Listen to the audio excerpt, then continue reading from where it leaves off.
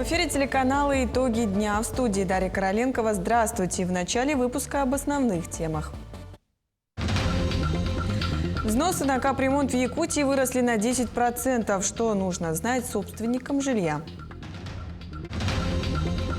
Снижение безработицы и благоустройство дворов. Хорошие новости из Мирнинского района. Мастер-классы, выставки и панельные дискуссии. Как Южная Якутия готовится к эссе Холонхо. Москва на время стала Пекином. Яркий фестиваль «Китайский Новый год» проходит в самом разгаре. Мистический мир Даши Намдакова в Якутске. Выставка стихий в Национальном художественном музее. Уникальный синтез культур и эпох от древних кочевников до буддийских монахов. Глава Якутии Арсений Николаев провел первое заседание межведомственной рабочей группы, посвященное реформированию системы субсидирования организации коммунального комплекса. За последние 5 лет объем субсидий вырос на 96%, достигнув почти 50 миллиардов рублей, что сопоставимо с бюджетами некоторых регионов России. Цель реформы не только сдержать рост субсидий, но и снизить их к 2030 году не менее чем на 10% в сопоставимых ценах. Предлагаемые меры включают перевод котельной и транспорта на газ, оптимизацию логистики завоза топлива, модернизацию инфраструктуры, освоение новых месторождений и сокращение расходов предприятий ЖКХ. Проблемам финансирования жилищно-коммунального хозяйства и энергетики относились по остаточному принципу. И всегда с бюджета, которые были заложены на субсидии ОКК, они заимствовались, да, всегда снимались на зарплату, там, на окончание тех или иных строительств, на те срочные моменты, которые сегодня в жизни бывают. И в этом плане, конечно, мы очень, как говорится, рады, то, что если в целом статья по возмещению субсидий ОКК будет защищенной, то это, конечно, было бы таким, скажем, большим подспорьем. Правительство Якутии и Федеральное научное учреждение «Восточный центр государственного планирования» договорились о расширении сотрудничества в реализации стратегических проектов в регионе. Первый заместитель председателя правительства Якутии Джулустан Борисов особое внимание уделил мастер-планам 16 опорным пунктов арктической зоны России. В рамках сотрудничества планируется разработка новой методики оценки эффективности реализации мастер-планов.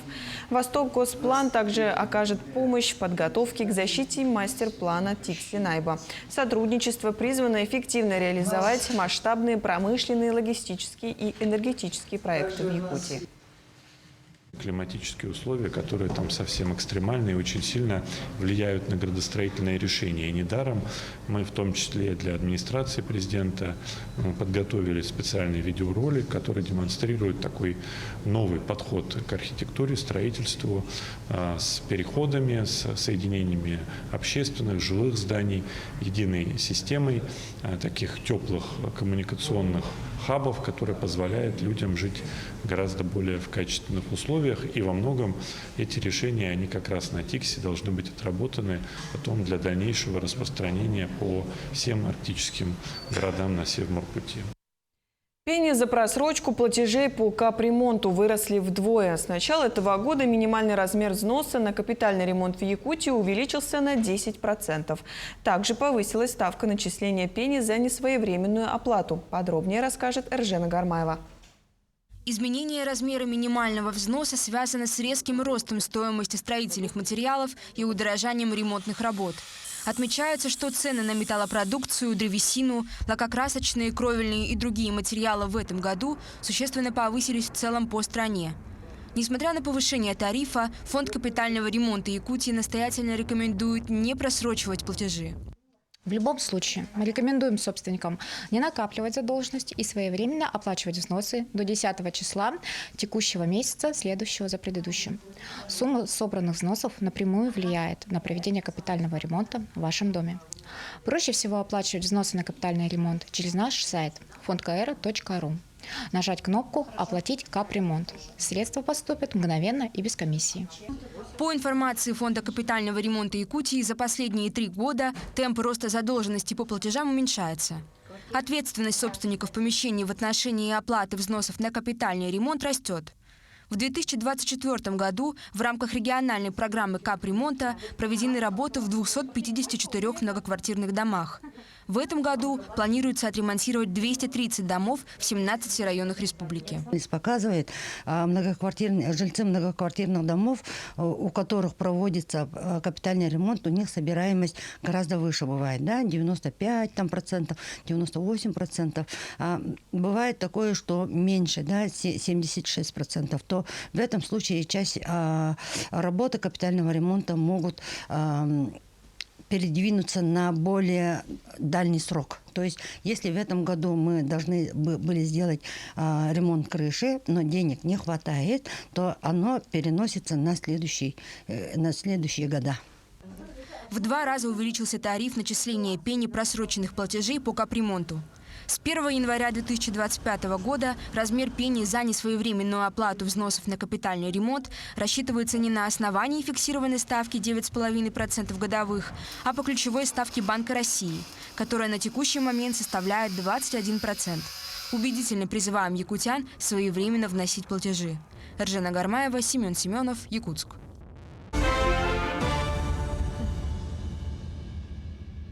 В Мирнинском районе за прошлый год 8 детей-сирот обрели собственное жилье. Также наблюдается положительная динамика на рынке труда. Уровень безработицы снизился. Кроме того, в алмазной столице планируется благоустройство ряда дворовых территорий. Эти и другие главные новости района смотрите в дайджесте новостей. Обеспечение жильем детей-сирот в Мирнинском районе – одна из важнейших задач. Сегодня в списке на предоставление жилья детям-сиротам от государства состоят 65 детей. За прошлый год в районе 8 детей-сирот получили свое собственное жилье. Жилые помещения для указанной категории граждан приобретаются у нас на вторичном рынке жилья. Они должны соответствовать санитарным, техническим правилам и нормам в соответствии с 15 статьей Жилищного кодекса Российской Федерации, а также 47-м постановлением Российской Федерации. В первую очередь, многоквартирный дом не должен быть признан аварийным и подлежащим сносу, а также жилое помещение непригодным для проживания. Кроме того, многие дети-сироты пользуются денежными сертификатами, которые можно потратить на приобретение жилья. Чем хорош сертификат? Наши многие дети, которые состоят на учете у нас в реестре на получение жилья, ну, скажем так, целенаправленно переписываются из года в год для того, чтобы получить сертификат. Во-первых, сумма сертификата из года в год растет. В этом году она 5 миллионов 2 тысячи. То есть, ну, как бы такая существенная, ощутимая сумма. То есть наша республика в этом плане очень хорошо поддерживает наших ребят. В Мирнинском районе на протяжении многих лет рабочие профессии остаются самыми востребованными на рынке труда. По статистическим данным, в базе вакансий на текущий момент 1180 вакансий на 1971 рабочее место. Ну, на сегодняшний день на учете в органах службы занятости по району зарегистрировано 214 безработных граждан. Уровень регистрируемой безработицы у нас снизился до 0,4%. С 1 февраля 2025 года у нас изменился размер пособия. Он составляет минимальный размер 2099 рублей. И максимальный размер пособия у нас составил 25 575 рублей. Сегодня требуются водители различных категорий, машинисты, слесаря, электромонтеры, электросварщики. Также не снижается количество вакансий в дошкольном образовании. Это воспитатели, помощники воспитателей требуются практически в каждом детском саду. Также имеются свободные вакансии в области медицины. Это врачи узкого и широкого профиля, в том числе и для нужд дошкольного образования. В алмазной столице за годы реализации программы поддержки местных инициатив многие дворы стали более благоустроенными и комфортными. Большинство поступивших за последние годы инициатив жителей города относятся к вопросам благоустройства. Так, за последние годы было реализовано 19 проектов. В 2024 году у нас реализовано 3 проекта. Это обустройство дворовой территории по улице Павлова, дом 12-14, это обустройство сквера. И территория по улице 50 лет октября. И газовиков земельный участок, это обустройство детской площадки. Это у нас уже 2-й этап завершился. 1-й этап у нас был, это спортивная площадка. И в 2025 году с инициативой благоустройства дворовых территорий выступили у нас управляющие компании, это «Эконом», городской сервис, «Альтернатива». К сожалению, у нас прошла 1 заявка, это обустройство дворовой территории по улице Комсомольская, дом 4. И из государственного бюджета будет выделяться у нас 2 миллиона рублей, с местного бюджета 500 тысяч рублей. И жители у нас приняли тоже вклад в этом участие, это 250 тысяч рублей. Патологоанатомы – невидимые герои медицины. Спасение жизни и посмертные исследования – 2 стороны одной медали в работе патологоанатомической службы. Диагностика, подтверждение или опровержение диагнозов – важнейшая функция, которую выполняют эти специалисты. Подробнее о профессии расскажет Вероника Таюрская. Говоря о патологоанатомии, сразу на ум приходит образ человека со скальпелем в руке, который вскрывает тело. На самом деле сотрудники патологоанатомического отдела занимаются прежде всего живыми людьми. Всего лишь 20% материала, который исследуется в стенах отдела, является посмертным. Хотелось бы сломать стереотипы о нашей службе, которая в основном формируется из сериалов, где патологоанатомы занимаются только вскрытиями. На самом деле патологоанатомическая служба занимается прижизненной диагностикой, и это больше 80% наших объемов работы. Вот прижизненная патологоанатомическая диагностика – это исследование всех тканей, которые взяты у человека. Сотрудники патологоанатомического отдела Национального центра медицины, а это порядка 60 человек, занимаются цитологическими и гистологическими исследованиями пациентов. Отмечу, что забор анализов проводится как прижизненно, так и посмертно. Цитологическая лаборатория отделения с помощью нового импортного и отечественного оборудования может проводить исследования на выявление рака шейки матки и молочной железы за считанные минуты. Результаты станут известны в течение часа. Как известно, рак шейки матки в России занимает 5-е место среди онкологических заболеваний, а по смертности женской оно занимает 2-е место после рака шейки, рака молочной железы. И по этому поводу аппараты жидкостной цитологии, они как бы более информативны в плане диагностики. То, что может традиционный материал потерять, жидкостной не теряется. Можно повториться от одной женщины с одного приема, несколько стекол сделать, если что-то не нравится, и использовать их в нескольких исследованиях, не только цитологическом. За оперативность результатов цитологических и гистологических исследований во время операций также отвечают патологоанатомы. В этом им помогает уникальный аппарат «Криостат», температура в котором достигает отметки в минус 14 градусов.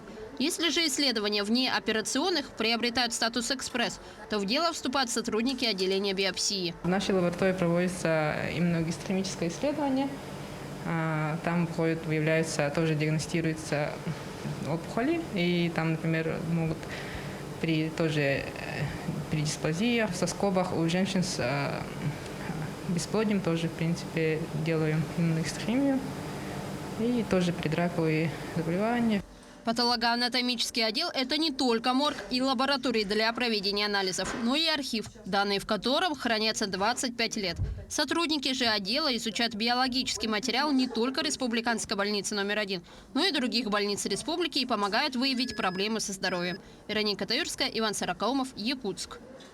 Такое есть только в Якутске и в Москве. Новый республиканский онкологический диспансер празднует год работы. Сегодня центр является одним из самых крупных и современных объектов здравоохранения на Дальнем Востоке, который гордится не только своими специалистами, но и передовым оснащением. Продолжит тему Саргалана Неустроева.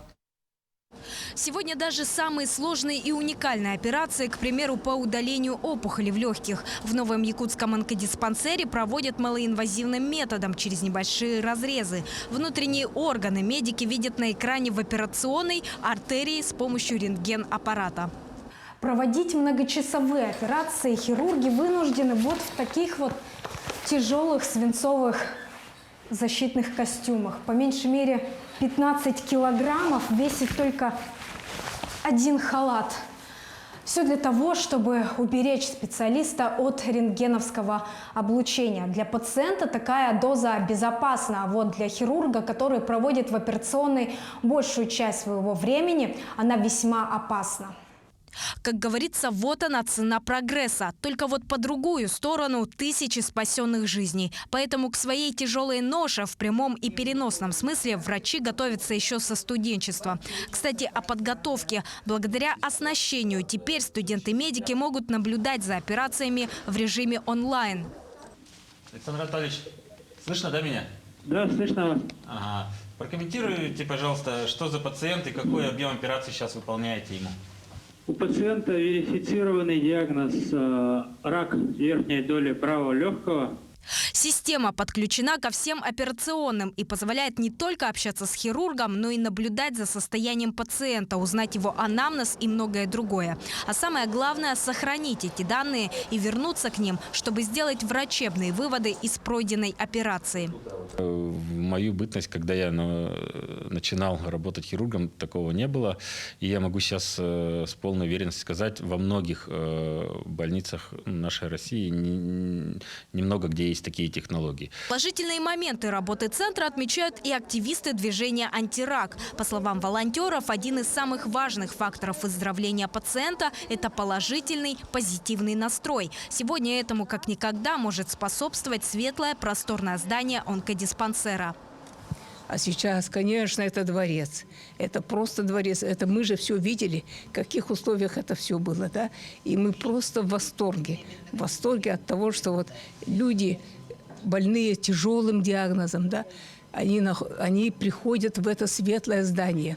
Потому что даже одно здание, это вот эти светлые коридоры, врачи, молодых много, да, это оборудование шикарное, да, уже вселяют надежду о том, что не все потеряно, о том, что рак не приговор. С начала работы онкодиспансера в его стенах провели свыше 4000 операций. На поток поставлены даже самые сложные вмешательства. Не мешает работе центра и санкционное давление. Все поставки налажены, регулярно обновляется инструментарий и запас препаратов. Сарглана Неустроева, Владимир Павлов, Якутск. Южная Якутия встречает гостей 15-й межрегиональной научно-методической конференции «Исэх-Олонхо» от эпосов к диалогу культур. В этом году событие республиканского масштаба пройдет в Нерюнгридском районе. Подробности в материале далее.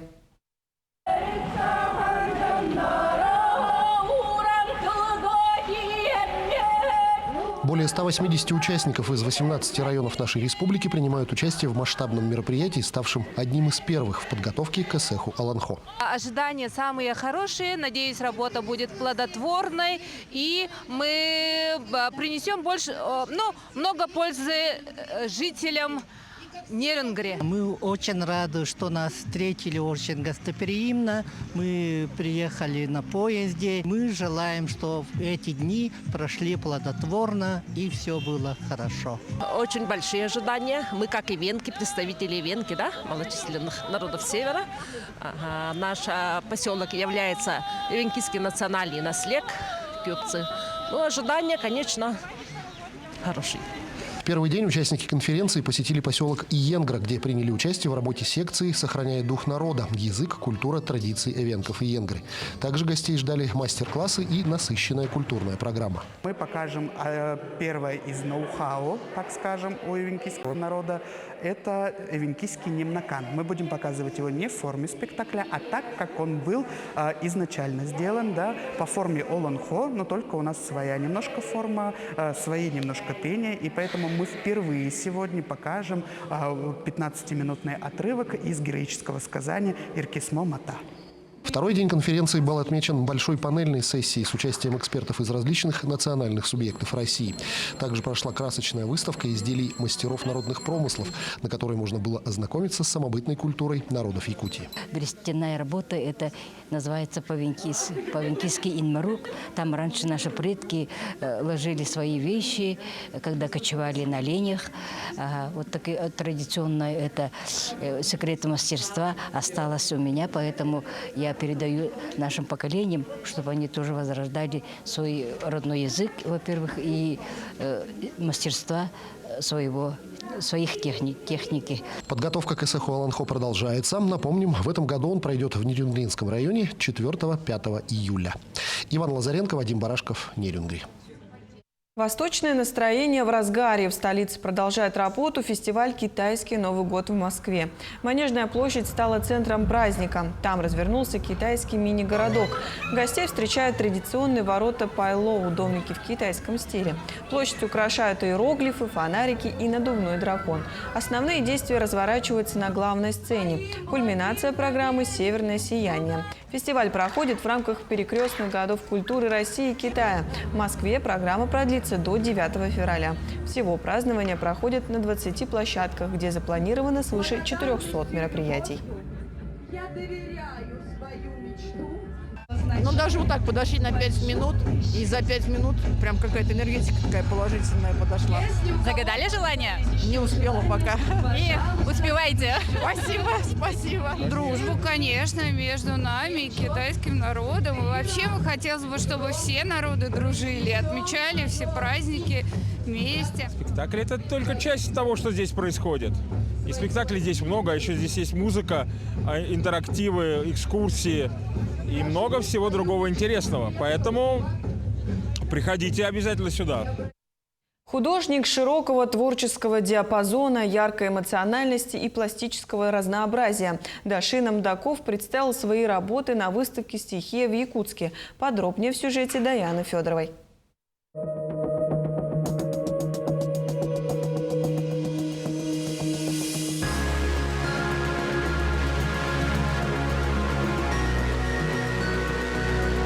Удивительный мир, в котором переплелись традиции тюркского народа, легенды и мифы. Его произведения представлены в лучших музеях мира. Теперь известны шедевры и в Якутске.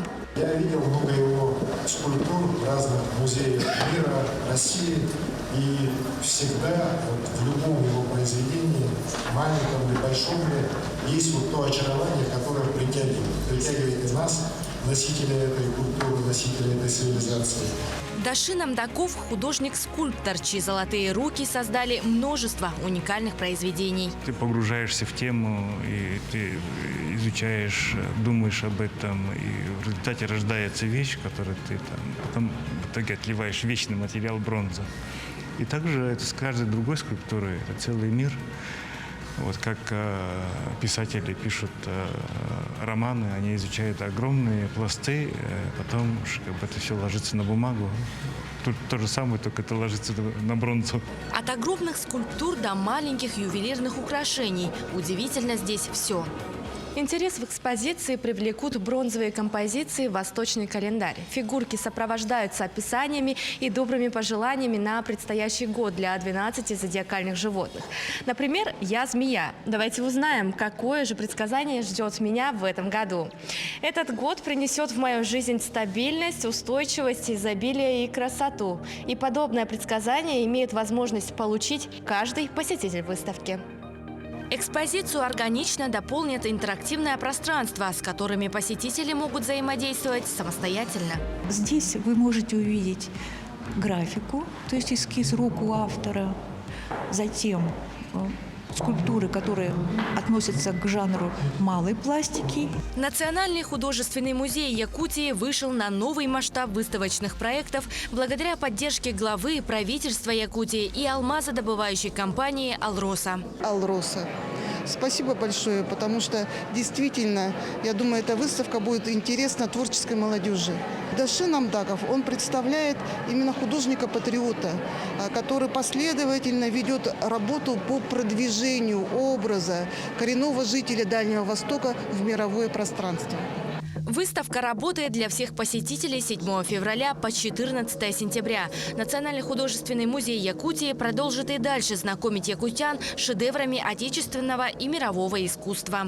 Даяна Федорова, Станислав Потапов, Владимир Павлов, Якутск. Таким уходящий день увидели наши корреспонденты. Мы продолжим следить за развитием событий. Оставайтесь с нами.